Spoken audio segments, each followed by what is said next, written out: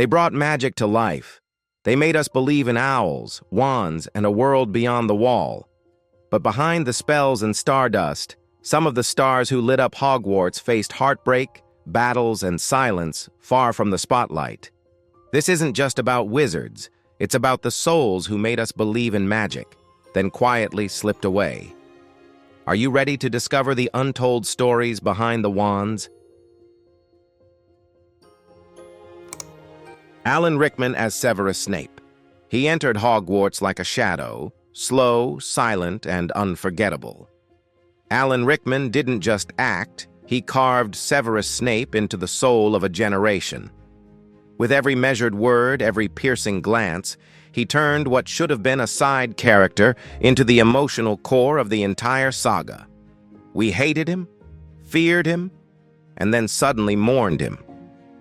Snape's story was one of hidden love and quiet sacrifice. But so was Rickman's. Behind the scenes, the man who gave us always was battling a secret war of his own. Diagnosed with cancer, Rickman chose to keep it private, delivering some of his most iconic work while quietly slipping away. He loved one woman his entire life, married her after 50 years, and never sought the spotlight. Raised in poverty, marked by loss, he poured every scar into his craft.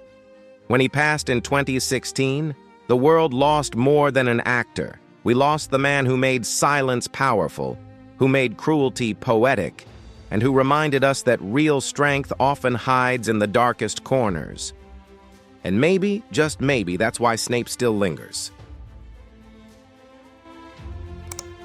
Michael Gambon as Albus Dumbledore. He didn't wear power-like armor, he wore it like a question.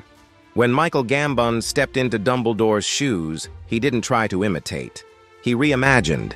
His version of the Hogwarts headmaster was unpredictable, sharp-eyed, and strangely gentle, like a man who'd seen the worst of the world and chosen hope anyway. But behind that twinkle was a private storm. One of Britain's finest stage actors, Gambon slowly faded from the spotlight, not by scandal, but by silence. Memory loss stole his words. Illness dimmed his brilliance. Yet until the end, he carried himself with quiet dignity. Off-screen, he lived a life full of contradiction. Devoted husband to one, secret partner to another, father to three. A man respected but rarely understood, whose greatest roles were the ones played behind the curtain. When he passed in 2023, the world lost not just a headmaster, but the last great storyteller of his kind. And here's what I wonder.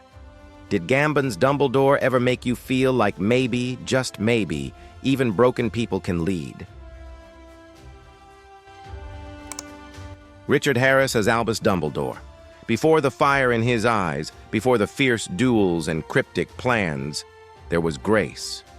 Richard Harris gave us the original Dumbledore, calm, majestic, almost sacred. He spoke like a prophet, moved like a poet, and made Hogwarts feel like home. But even as he filmed those first two Harry Potter movies, death was already walking beside him. Diagnosed with Hodgkin's lymphoma, Harris knew the end was near, but he refused to let the curtain fall until he finished what he started. His voice may have trembled, but his presence never did. Off-screen, Harris was a legend and a wild card, brilliant, rebellious, and constantly at war with himself. He once bought a hotel just to drink in peace, loved too much, lived too hard, burned too bright. And yet, when he played Dumbledore, something in him softened, as if the role offered a kind of redemption. When he passed in 2002, the magic dimmed. Be honest. When you think of Dumbledore, do you still hear his voice first? Robbie Coltrane as Rubeus Hagrid. He was the first face that ever smiled at Harry Potter, and maybe the first that made us feel safe. Robbie Coltrane's Hagrid wasn't just a half-giant. He was full-hearted, wild-eyed, and fiercely protective. His laughter boomed, his sadness sank deep, and every "I shouldn't have said that" became a line we loved. But Coltrane, the man beneath the beard, carried a different weight. He battled addiction, lost the love of his life, and watched his body betray him as illness took hold. From wheelchair to hospital bed, he never asked for sympathy, only kept showing up for the magic. He once said, "Kids will grow up, but Hagrid will be there." And he was right. When he passed in 2022, the world didn't just mourn a character. We lost the warmth in the forest, the laugh in the darkness, the giant with a child's heart. So let me ask you this. Was there ever a moment when Hagrid made you feel home? Maggie Smith as Minerva McGonagall. She didn't need a wand to command respect, just one glance from those steely eyes. When Maggie Smith stepped into the halls of Hogwarts, she didn't play Professor McGonagall. She became her, fierce, loyal, and quietly aching. She balanced intellect with heart in a way that made even the most stubborn Gryffindors fall in line. But behind the crisp robes and clipped tone was a woman who had faced her own share of storms, dropped out of school at 16 to chase a dream, stood her ground against giants like Laurence Olivier, and endured cancer not once, but twice, without ever leaving the stage. She lost the love of her life, lived alone for decades, and once quietly admitted that sharing joy with no one feels hollow. And yet she kept giving. Through pain, loss, and age, she stood tall, just like McGonagall, until the final curtain call. When Dame Maggie Smith passed away in 2024 at 89, the theaters dimmed, but something else lit up, the memories she left behind. Because sometimes the strongest magic isn't in spells, it's in the people who never let life break them. And tell me, did McGonagall remind you of someone in your life? Someone strong, quiet, and unforgettable? Richard Griffiths as Uncle Vernon. He was loud, red-faced, and completely magical in the most infuriating way. Richard Griffiths turned Uncle Vernon Dursley into a character we love to hate.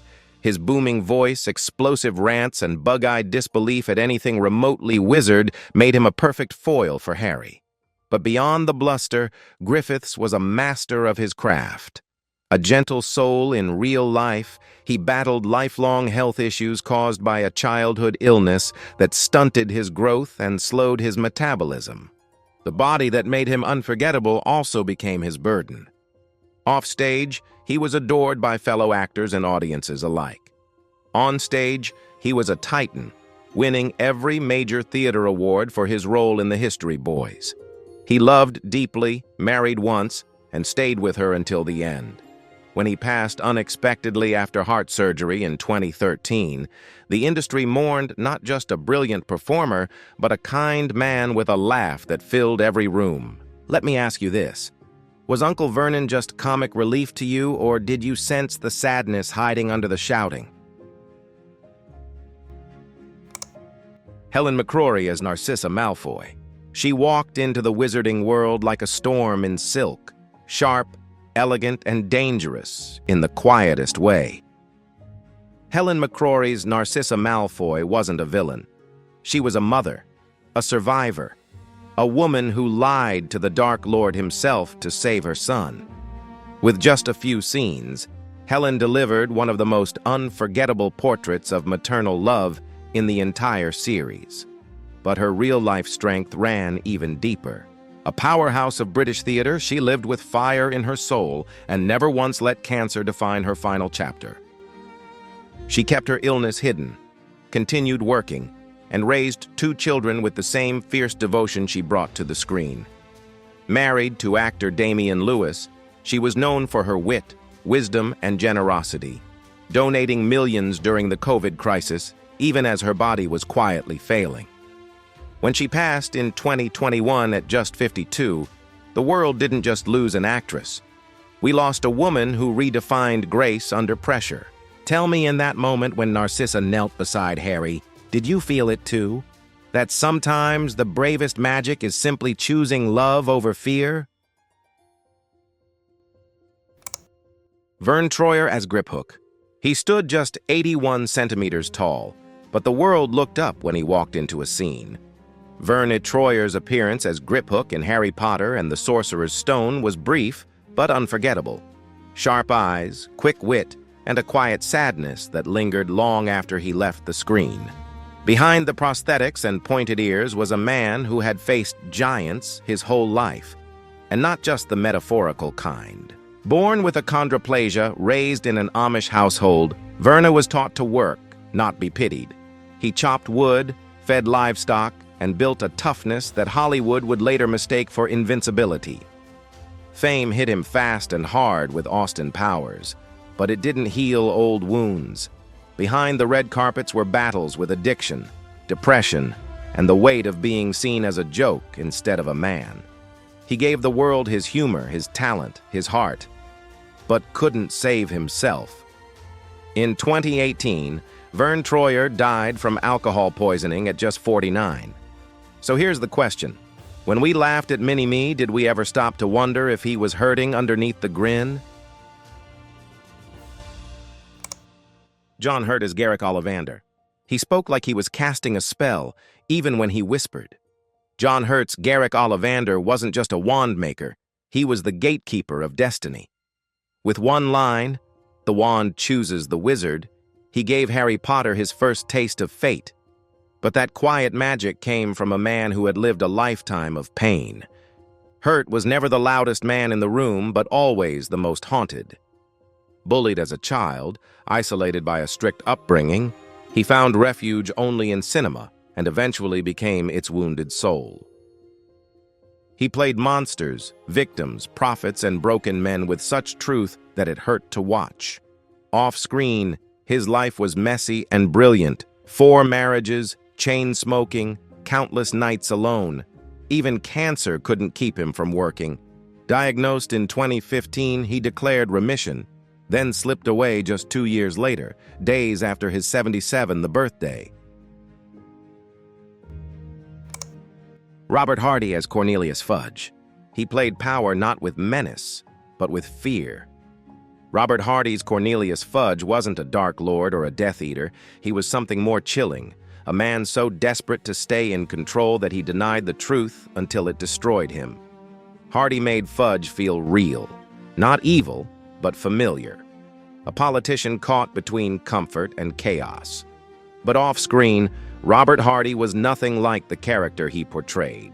He was a scholar, a historian, a gentleman who once studied under both J.R.R. Tolkien and C.S. Lewis at Oxford, imagine that. His love for history rivaled his love for acting. He was obsessed with archery, wrote books on medieval warfare, and spent his final years surrounded by dusty volumes and fading scripts. Twice divorced, often alone but never bitter, he lived like a man out of time. When he died in 2017 at the age of 91, there were no scandals, no drama, just quiet respect. And maybe that's the real question. What happens to men like Fudge, who fear the truth more than the dark itself? Roger Lloyd Pack as Barty Crouch Sr. He was cold, rigid, and terrifying in his silence, a man who sentenced his own son to Azkaban without flinching. Roger Lloyd Pack brought Barty Crouch Sr. to life with the kind of intensity that left a chill long after the scene ended. But away from the robes and ministry offices, he was a far more complex soul. Known in the UK for decades as the lovable, dim-witted Trigger in Only Fools and Horses, Roger lived between extremes, making millions laugh while quietly fighting his own inner battles. He was the son of artists, the product of post-war trauma, and a man who never quite felt at ease in the spotlight. Divorced young, he eventually found love and stability, but always kept a piece of himself locked away. He rarely gave interviews, hated the fame, loved the craft, and when pancreatic cancer took him in 2014, the loss felt strangely quiet, just like the man himself. So here's what I'm wondering. Did Barty Crouch Sr. reflect Roger's own fears? The fear of losing control or of never truly being seen? Elizabeth Spriggs as the Fat Lady. She had only a few minutes of screen time, but somehow you remember her. Elizabeth Spriggs as the fat lady wasn't just a talking portrait. She was the voice of Hogwarts itself, greeting us with sass, suspicion, and a touch of theatrical flair. Her mezzo-soprano tone and expressive face left a mark on a generation. But behind the oil-painted frame was a woman whose real story was far more dramatic. Elizabeth grew up unloved, trapped in silence, and made the boldest choice of her life at 21, leaving her husband and daughter to chase the stage. That wound never fully healed. She poured that pain into Shakespeare, into Chekhov, into roles that required raw vulnerability. She won awards, stood beside theater legends, but never craved the spotlight.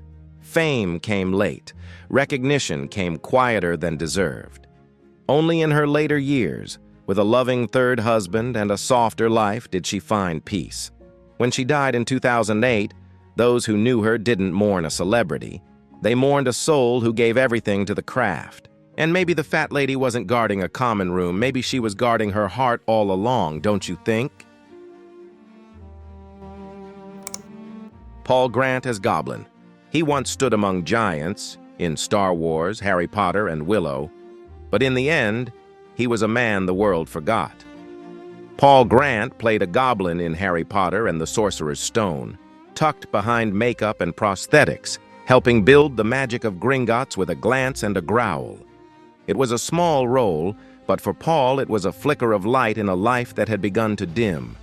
Battling addiction for decades, he spiraled from red carpets to sleeping rough on London streets, openly admitting he had lost everything: career, family, dignity. There were moments of hope. He tried to come back, tried to reconnect with fans who remembered him, but the shadows were never far behind. In March 2023, he collapsed outside St. Pancras Station and never woke up, pronounced brain dead days later. There were no movie cameras, no applause, just a city that kept moving, unaware it had just lost a piece of film history. So here's the question. When we say background character, are we talking about the role or the person playing it? Dave Legeno as Fenrir Greyback. He didn't need CGI to be terrifying. Dave Legeno's portrayal of Fenrir Greyback, feral, brutal, primal, felt all too real because in many ways it was. Before acting, Legeno was a real-life warrior, a trained MMA fighter, judo black belt, and solitary force known in fight circles as the Lone Wolf. When he stalked the screen in Harry Potter, there was no acting, just instinct. But behind the muscle and menace was a quiet, philosophical man who found peace not in fame, but in nature, movement, and stillness. In 2014, that need for solitude took him to Death Valley, alone, on foot, under the crushing desert sun. Days later, hikers found his body. He had collapsed from heat stroke, his journey cut short at 50. The world barely noticed. But those who knew him held a memorial in Camden, remembering the fighter who scared children on screen and comforted strangers in real life. So tell me this, was Fenrir Greyback the monster, or was he simply the mask of a man trying to outrun his own silence? Paul Ritter as Eldred Worple. He only had a blink-and-you-miss-it role in Harry Potter and the Half-Blood Prince, playing Eldred Worple, a wizard who exploited others' stories for fame. But Paul Ritter's real story was the opposite, a man who gave everything to the craft, quietly, without need for headlines. On stage and screen, he was a chameleon. From Bond films to Chernobyl, from Shakespeare to sitcoms, he vanished into roles so completely you forgot he was acting. That was his gift and his curse. Behind the brilliance, Ritter was fighting a private war. Diagnosed with a brain tumor, he continued to work, refusing to let illness define his legacy. He spent his final days at home, surrounded by his wife and sons, leaving behind not scandal, but silence. When news of his death broke in 2021, fans mourned not just a gifted performer, but a presence that made every scene feel grounded. And maybe that's the beauty of actors like Paul. If they do it right, you don't even notice they're there until they're gone. Did you? Terence Bayler as the Bloody Baron. He drifted across the screen like a ghost from another century, and in many ways, he was. Terence Bayler played the Bloody Baron, the silent, brooding specter of Slytherin House in Harry Potter and the Sorcerer's Stone. With just a glance and presence, he reminded us that Hogwarts had a history long before Harry. And so did Bayler. A pioneer of New Zealand cinema, he began acting in the 1950s, carving his path through Shakespeare, British television, and cult classics like Monty Python's Life of Brian and Time Bandits. Never flashy, never loud, he was the actor other actors trusted. He lived quietly in England, away from the noise of fame, and gave 6 decades to storytelling. No tabloid drama, no fame chasing, just honest work. When he passed in 2016 at the age of 86, there were no global headlines.